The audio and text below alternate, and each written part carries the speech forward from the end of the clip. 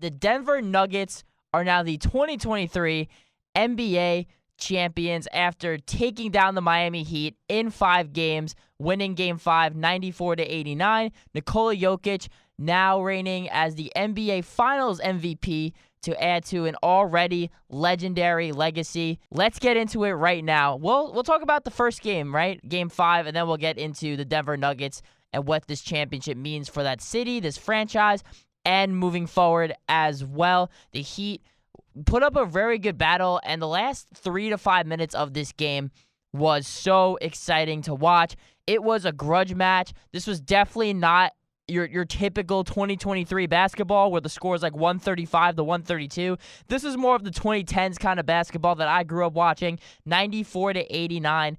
It was a pretty, like I said, kind of a struggle for both teams here. The Heat only shooting 34% from the field, and then Denver 45%, maybe not as bad.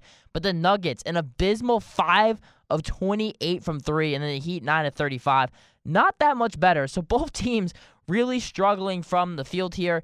But the craziest thing, right, if you look at some of the top players here, guys like Jamal Murray and Aaron Gordon, who was phenomenal in this entire series, shot well under 50% in this game. Jimmy Butler, a gutsy performance, but only 5 of 18 from the field. Bam Adebayo, while a really good first half, kind of slowed down, cooled off a bit in the second half. Gabe Vincent, who was money for this team the first couple of games for the Miami Heat, only 3 of 13 in this game. Max Strus, 5 of 12. Duncan Robinson, 2 of 6. Kyle Lowry did hit 4 threes, but went 4 of 13 overall from the field. So it was a struggle for a lot of the top players. And then there's Nikola Jokic, who's just a freaking outlier, like he has been his entire career and in this playoffs. 28 points, 16 boards, and 12 of 16 from the field. Despite the fact that both these teams struggled to shoot the ball, Nikola Jokic shoots 75%. One of the most efficient basketball players this game has ever seen. And I know it's weird to say it because he's not super athletic. He plays in Denver. This is a guy who does not have the jokers. He does not have any signature shoe line or anything like that. But regardless, Nikola Jokic is the best player in the NBA. I thought this, whether the Nuggets were going to win the series or lose, maybe if Nikola Jokic just choked away this finals and was absolutely garbage, maybe I would think otherwise. But Nikola Jokic has been the best player in the league. He won 2 straight MVPs. Would have had 3 if he actually cared about the regular season and tried as hard as Joel Embiid did to get that award. And now he is a Finals MVP, an NBA champion, and has cemented himself as one of the best players in the NBA and one of the best players of his generation. And it has been a crazy stretch. I remember in 2014, Nikola Jokic gets drafted, and there's a Taco Bell commercial playing. 2 things you only dreamed would come together. A delicious cheesy quesadilla wrapped around a beefy burrito. The new quesarito from Taco Bell. Didn't even show it on ESPN. That's how irrelevant Nikola Jokic was. He didn't start playing until 2015 in the NBA, was out of shape. You saw the potential, but averaged 10 and 7 as a rookie to now being a guy averaging a triple-double in the playoffs. Jamal Murray as well. This is a dude who tore his ACL a couple years ago, a guy who relied heavily on his athleticism and figured out a way to come back from that injury this season. Was so good for them in the NBA Finals, had some monster moments in the playoffs, including against my Lakers. Jamal Murray is the legit number 2 here.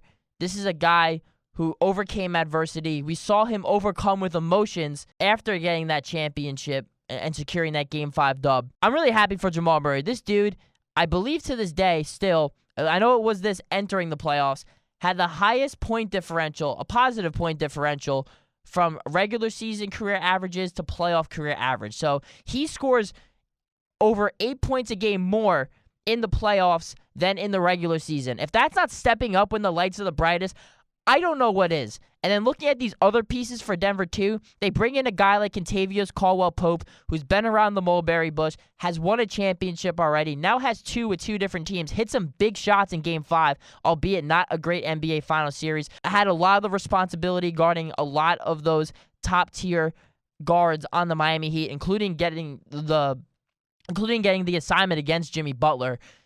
Kentavious Caldwell-Pope had a brunt of that. Aaron Gordon, I said entering this series, was going to be a big difference maker, and he sure as hell was. Again, only 1 of 6 in Game 5, but Games 1 through 4, Aaron Gordon was money, and like KCP, was asked to do a lot defensively against Miami, including guarding Bam Adebayo and Jimmy Butler. And then looking at a guy like Michael Porter Jr.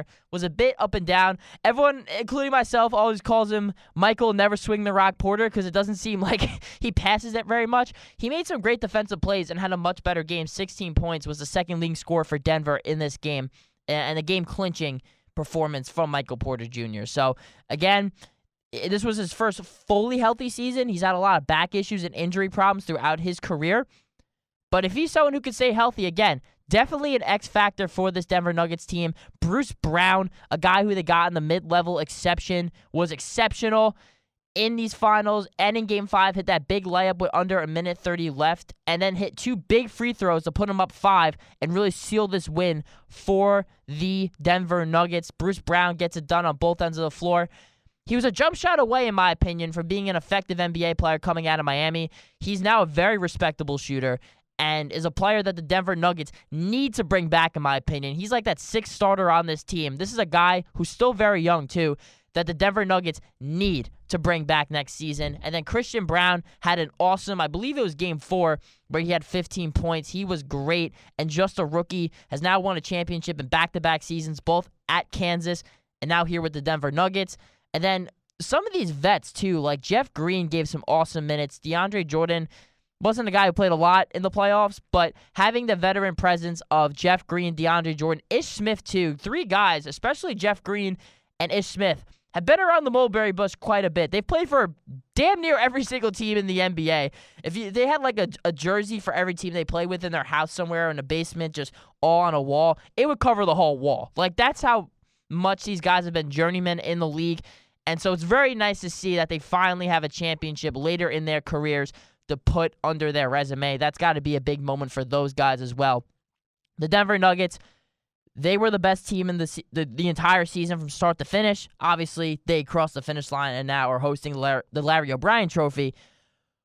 But the Denver Nuggets deserve this. There probably will be the odds-on favorites to win it again next season. And we'll see, right? Because it is very hard to get back to the finals. So I'm not going to say that the Denver Nuggets are a dynasty just yet. However, Nikola Jokic is the best player in the NBA right now. The Nuggets have all the pieces there. Shout out to the Miami Heat, too. They put up a very good fight. For an 8 seed to get to the finals like that and put up a very tough 5-game series against Denver, I'm going to applaud them. Because the Miami Heat definitely did something that nobody expected. A team that was literally 1 game away from not even actually making the playoffs and losing to the Bulls in the play-in tournament to get to where they are now, beating the Milwaukee Bucks, who were the heavy favorites. The Boston Celtics were the heavy favorites at one point once the Bucks got eliminated, and then beating a good New York Knicks team, too. The Heat deserve a lot of credit, but shout out to the Denver Nuggets. They really steamrolled through these playoffs and are deservingly the NBA champions.